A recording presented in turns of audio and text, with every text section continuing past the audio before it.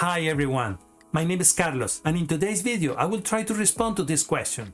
Why does my domain needs DNS? If you ever register a domain name for a website or email service, you may be wondering why this whole DNS thing is all about. Get ready, because we are about to unravel this mystery. Ever wonder how the internet magically takes you to your favorite website with just a simple name? No, it is not internet magic.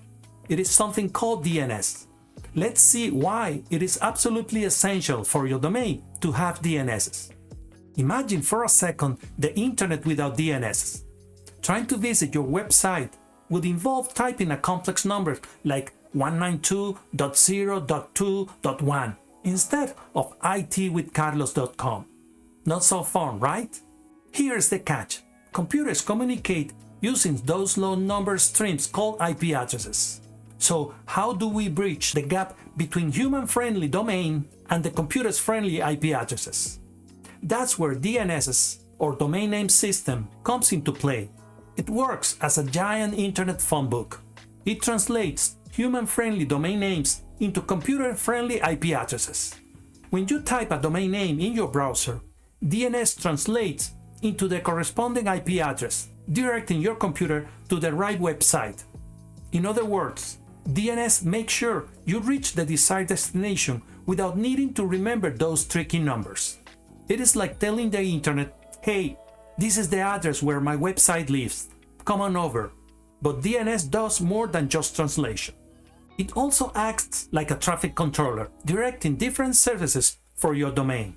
For example, a specific DNS record point your domain name to your website server, while another record might handle your email.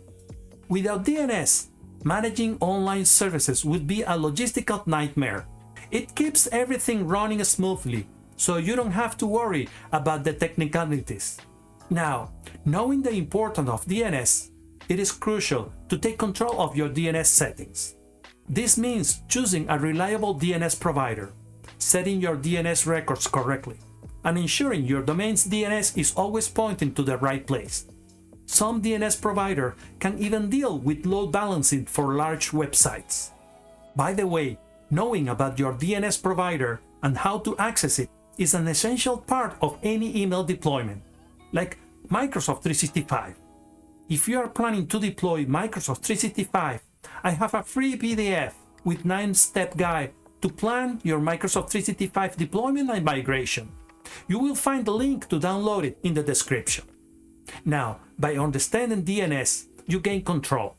You can manage where your domain points, ensuring your website and email function properly. You can even troubleshoot issues if something goes wrong. There are free tools that can help you check your domain's DNS records. Let's see an example. I am going to use my domain itwithcarlos.com. Before checking my DNS records, let me introduce some additional concepts, like for example the Registrar. It is where you register your domain name, and they define your DNS provider, which in some cases can be different from your registrar. If you need to change DNS for your domain, you need to access your registrar admin panel. This is different from changing DNS records for your domain. When you change DNS provider, you have to make sure that your new DNS or DNSs have replicated all your DNS records. There are DNS providers like Cloudflare that when you switch to their service, they automatically detect your domain's DNS records from the old provider and update them for you. When you make changes to your DNS records or DNS provider, there is a time for propagation.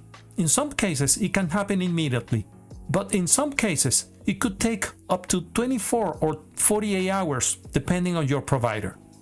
Now, let's have a look to some tools where we can check our DNS records. We can start by Googling DNS records lookup, and as a result, we will get a list of different DNS tools. All of them works very similar. Let's check this one, for example, DNS Checker. Here we just need to enter our domain name. So we enter itwithcarlos.com, and below we can select the type of record that we want to check. For example, the MX record. So we click here, and then we click on Lookup DNS.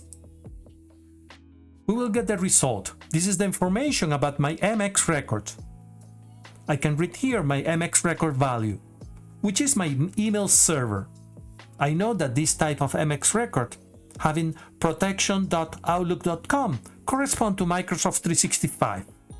If I had different MX records, I would see all the values listed here, with different preference number.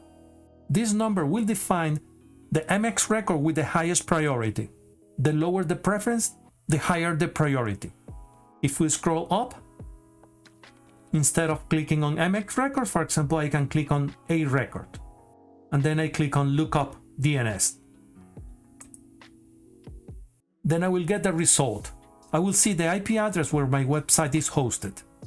I will scroll up again. And this time I'm going to select NS. As a result, it will give me the DNS servers for my domain name. So I click on Lookup DNS again. And I can read here the two DNSs that is using my domain name. ns1.websiteserver.com and ns2.websiteservername.com. Other tools can provide information about your domain registrar. I'm going back to Google and I'm going to search for ICANN. This is actually the Internet Corporation for assigned names and numbers. So I'm going to click on Lookup and I will enter again my domain name. Then I click on Lookup. By scrolling down, I will find information about my name servers, the expiration date, when was the domain name created, and when was the last time that this domain was updated. By scrolling down a little bit, I will find contact information, and in some cases I will be able to see who is the admin contact, the technical contact, and the billing contact for this domain name. For this specific domain name, this information is private. The privacy is a service that you can purchase from your domain registrar. By scrolling down a little bit, I will find the registrar information, which in this case is promo people. And I can also see here that the domain reseller is HostPub. And as you can see, most of the domain information is public. And there you have it. That's why your domain absolutely needs DNS. It is not just about making connections. It is about making those connections simple and seamlessly for everyone. So what do you think? Does DNS seem a little less mysterious now? If you have any questions, leave them in the comments below, and I will be happy to answer. Don't forget to like and subscribe for more tech adventures. And I hope to see you next time.